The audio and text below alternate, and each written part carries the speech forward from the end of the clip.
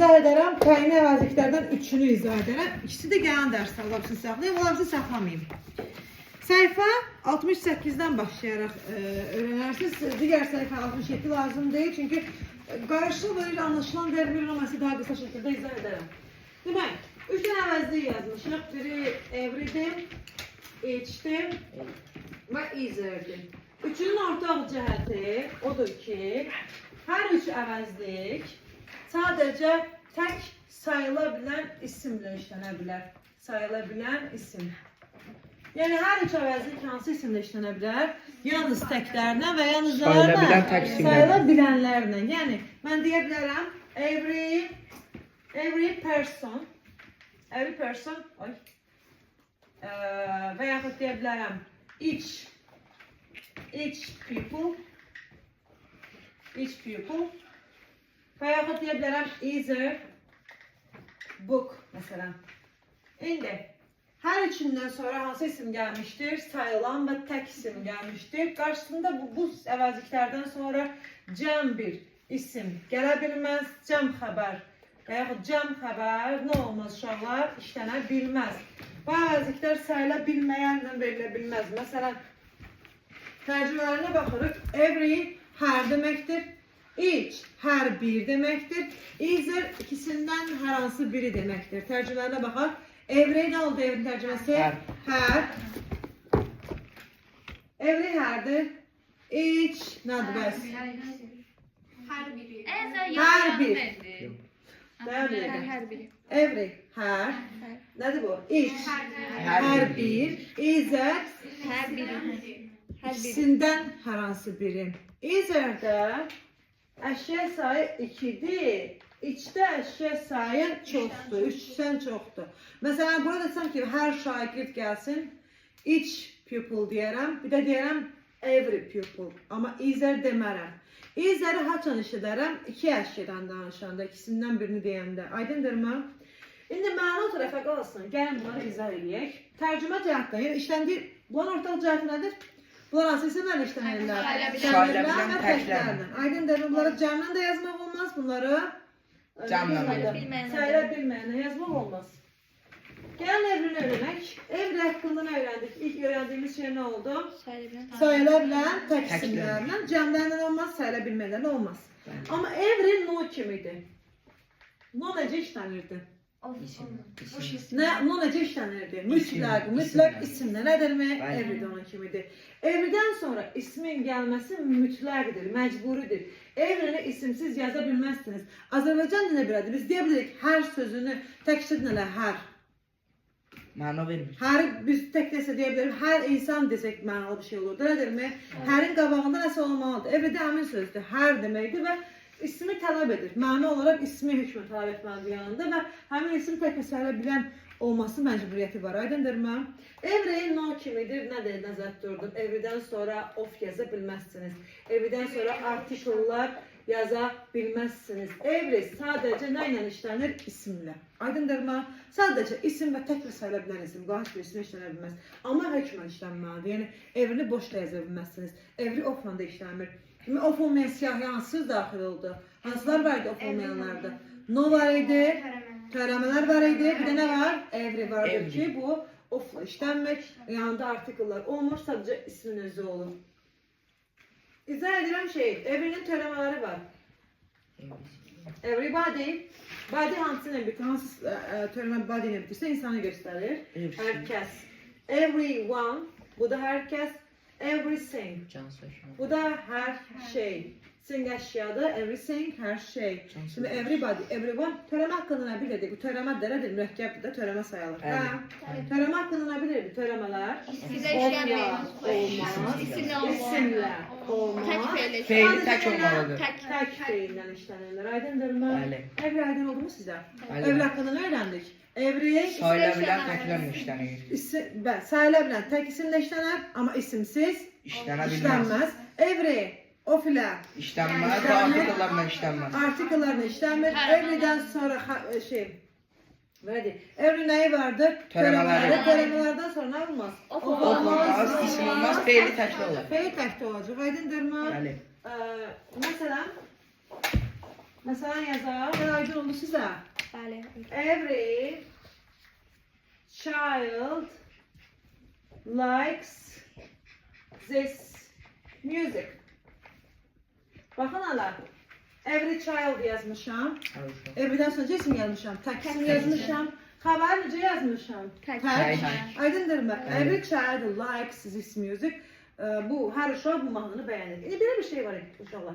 İngiliscə gəlsə bir əvəzliyi izah edim. Kitabda yoxdur. Siz çalışın, mən deyərək siz qeyd edin üstünə aparaq. One deyə bir söz vardır ingilis dilində. Əvvəlcə belə deyim. One tərcüməsi nədir? Bir. Azcan da bir deyirəm, biriləri deyirəm. Bir. Bax, one deyirəm, one biri. Ones nə olur? Biriləri. Elədirmi? Bax, one of my friend deyirəm. Bunu nə gələcək yazarsa bir əvəzlik var ingilis dilində. One of my friends. Tərcüməsini deyin elə bunu.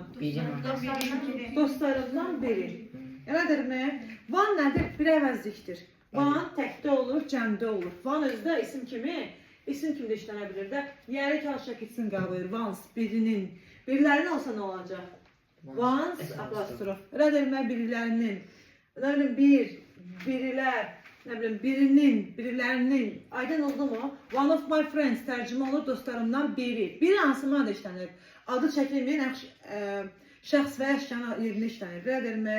5 dostum var idi, 4'ü gəlmişdi, biri gəlməmişdi. Bir nə yerdə işlədirəm? Bilinməyən. Biri deyirəm, bir ikimiz əturam. Bilməyən Şəxs deyirəm, dostu deyirəm. 5 dostum var. 4'ü gəlmişdi ad günümə. Biri gəlməmişdi. Yəni biri deyənə deyirəm, dostu da əturam da. Yəni insana əvəz edir və yaxud əşya da olar. Aydındır, 2 kitabım vardı, birini verdim Rəqsanəyə. Demək, orada biri nədir? Kitabdan danışıram. Nədirmi? Van nə mənada işlənir? Adı çəkilməyən əşyaların yerində işlənir. Aydındırmı? Adını çəkmirsən əşyaların. İndi, vanı bildiyim nədir? Bəli. Everyone törəməsi var. Törəmə necə yazılır? Bitişik. Bir də every və one ayrı yazılır. Bu törəmə deyil uşaqlar. Buradakı van nə demişdiksə? İsimdir. Hə? Vanın qabağında every işlənir. Every hansı isimlə işlənir? Sayıla bilər. Burada everyone değil bu. Everyone ayrı yazılıb. Elədirmi? Bu törəmə sayılmır. Törəmə olsa da bir şey yazılardı. Bu törəmədir. Törəmə haqqında nə demişdik? Of işlənməz, isim olmaz. İndi, burada of işlənsə, bu düzdürmü səhvdir? Hayır. Bəli, çünki tərəmə deyil. Çünki törəmə deyil. Buradakı of nəyə aiddir? Vana. Tərcümə edilir. Deyirsiniz tərcüməsi yox, bu tərcümə deyil. Every one of my neighbors. Qonşularımdan hər bir kəs, yəni qonşularımın hər biri. Aydındırmı? Buradakı of vana aiddir. Van çünki evdən ayrıdır. Bu tərəmə deyil. Aydın oldu mu? Nəqizətdə var o qayda. Yəni burada yazıb bunu. Sonra keçdik nəyə? Buna aydın oldu mu sizə? Bəli. Every haqqında öyrəndik. İndi mən sizə iç və izləri birlikdə izah edərəm. İç və izlərin qrammatik cəhətdən tam bərabərdirlər, məna cəhətdən fərq edirlər. İç hansıydı? İç. Nədir? Bir də var nə? İzin.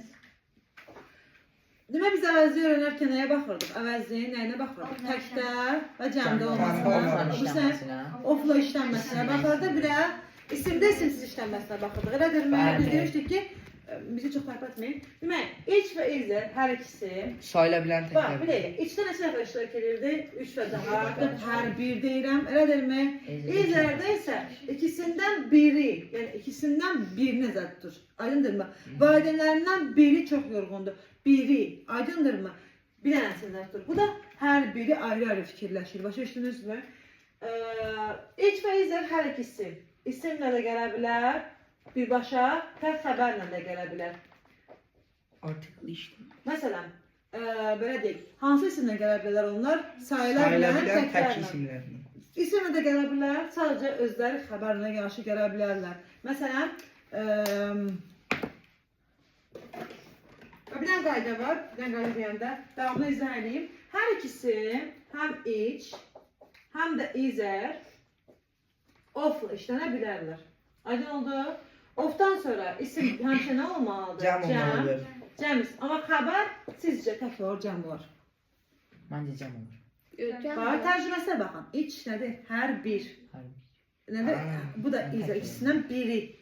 Bir var Tək içində. olacaq mənim adım. Bir var mənasında. Elə dəsin. Bəli. Nə olmalıdır? Xəbər Tək xəbər. təkdə olmalıdır. Necə ki, ondan var idi, nona yazılır nan. Nan necə xəbər tələb edirdi? Tək xəbər. Nan. Cəm. Nə deməkdir? Heç biri.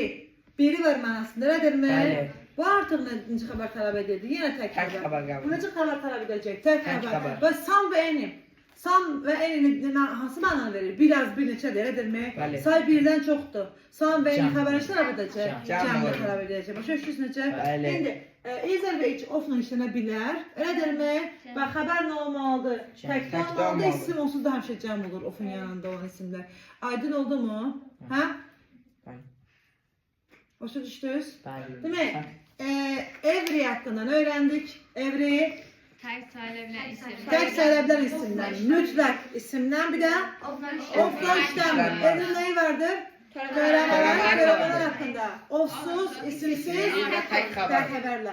İç və Every'nin tək fərqi, iç və izlərin fərqi nədir bir-birindən? 3 ve daha az. Çoxda izlərdə İkisindən biri. İsimlə gəlir, isimsiz. İsimlə gəlir. İsimlə də gəlirlər. İsimsiz də gəlir bilirlər. Tək xəbərlə izləmə. Tək xəbərdən hansılar ediyinizi gətirin. Das, has, elədirmi? Sonra iç və izlə ofla işlənə bilərmi? Bəli. Xəbər nə olmalıdır? Cəm olmalı. Yox, xəbər tək olmalıdır. Xəbər təkdə olmalıdır. Cəm xəbərlə işlənən hansılar idi? Sam və Və eni. Bura qədər aydın oldu mu? Bəli. Every ayrı yazılan van bəs ofla işlənə bilərmi? Bəli, çünki tərəmə deyil. Bəli, tərəmə deyildi, oradakı of nəyə aiddir? Vana aiddir.